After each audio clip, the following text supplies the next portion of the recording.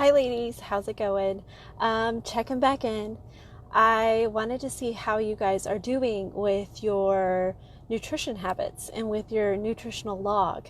I challenged you guys to write down what you guys are actually eating throughout the day.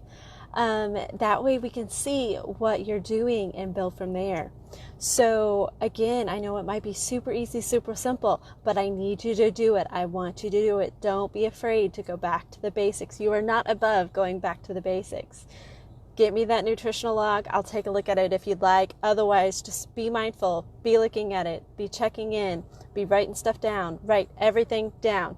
All right, now let's move on to exercise habits. So today, actually, I'll be going live with you guys after I get off work here to discuss and go through a new workout. So we're going to be doing a squat, hinge, push, pull, carry workout. The basic movements that we do in life, we're going to do exercises with them. The very, very basic ones. So I wanted to start off with this exercise, habit, conversation in talking about, okay, so what is exercise? What is movement? It is where you are moving your body through space, challenging your body.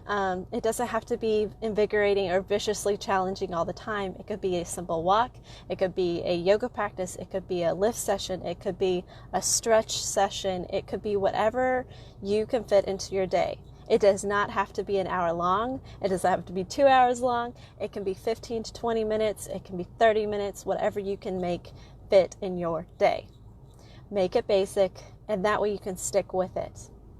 So whenever we're talking about making exercise habits, I don't know about you guys, but especially those of us with kids or jobs, things of that nature, especially like if we're taking care of our husbands too, because, they need help as well. It can be really, really hard to schedule those times for ourselves to get exercise in. So here's my thing for that. I have started myself, going on walks with my son, getting him outside as well as myself. We go out back in our backyard whenever it's nice enough, and I'll do some squats while he's running around and getting into a bunch of crazy stuff. Or whenever he was younger, I would place him on the deck, on his belly so that he could practice his exercises on the mat and I could do mine as well. So doing these easy little movement strategies, easy little exercise snacks throughout the day, that's what can really give us the biggest bang for our buck whenever we're very, very busy. Now for new moms, I know that we have Karen here, a new mom. Finding those moments throughout the day is really hard. But like I say, sneaking things in here and there, those 1% investments will accumulate. It'll become more of a habit, and maybe you'll try different things. Maybe you'll do heel lifts at the kitchen counter while you're doing dishes. I've been known to do that one. Great for circulation too. Maybe you do some squats holding your baby. Maybe it's just practicing breathing with your legs on the couch to where they're elevated up and you're just breathing into your belly, just like we did on that one workout from last week. These little bitty exercise habits that we begin to form add up. And that way, if we are starting from scratch, we are building incrementally and progressively to be able to, again, add on, and we're getting through a half an hour workout. We're like, oh, that was easy. Maybe I can take it up a notch. But we're progressively getting there. Something else that I want to think about, this is for both experienced people and beginners. I see this a lot, and I want to address this as your coach in this group.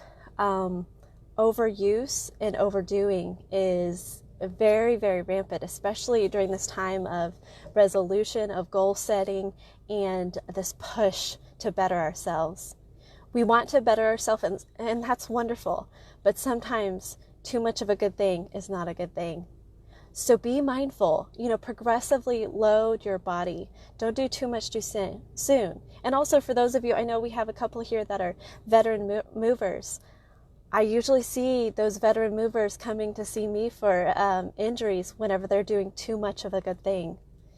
You might be doing 4 different exercise videos a day, or you're doing 2 exercise videos a day, or you're doing weight training in the morning followed by a run in the evening, maybe throw in some yoga there too. You do too much even after you've done all the buildup. But for your body, you need to back off. So whenever things start coming up, like chronic injury, chronic inflammation, chronic illness, chronic fatigue, we kind of need to look back to how much are we really doing? So there's two sides to the spectrum, right?